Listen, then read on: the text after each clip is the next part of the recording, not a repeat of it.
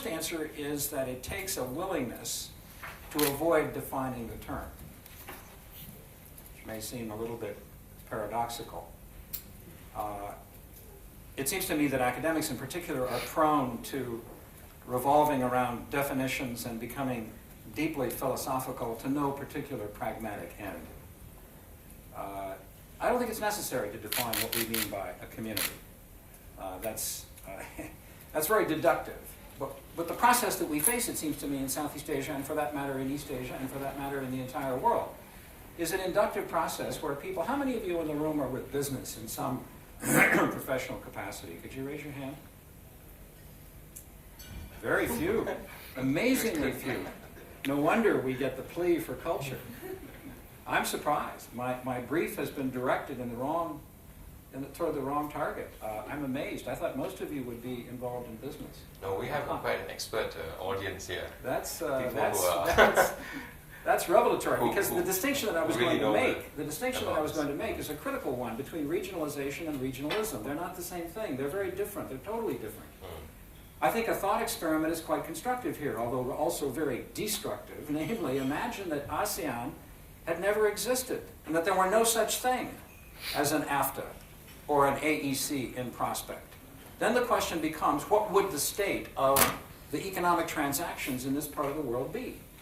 Would we have a feudal situation in which nation states would have erected massive barriers? Or would there be entrepreneurs? There have always been entrepreneurs in Asia who would have gone about with rather venal motives, rather daily, quotidian kind of non-philosophical motives to try to make money.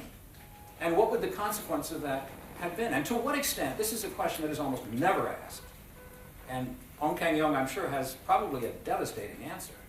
Namely, to what extent has the effort to construct regionalism in Southeast Asia impeded the autonomous process of regionalization that involves the decisions of millions of entrepreneurs made without regard to what a foreign minister or a minister of trade might think, wish, want?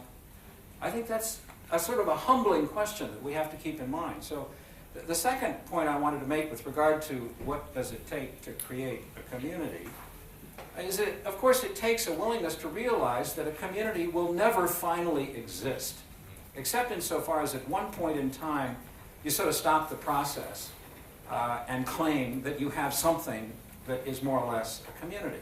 I mean, imagine if the deadline is 2015. What are we going to do? In 2015 we'll say, we've done it. Then where will the motivation be to continue the process of cooperation? I mean, this is a very invidious analogy, but picture a donkey, right? And someone's riding the donkey, and they have a stick, and there's a string at the end of the stick, and there's a carrot hanging at the bottom of the string, right? If the donkey eats the carrot, he will lose all motivation to keep going forward. So it's clear that we're engaged in an endless process. That's why you don't want to define community, because you will never achieve community. I think we need to recognize the kind of brutal subtleties, if I put it that way. APEC is up against the Bogor goals.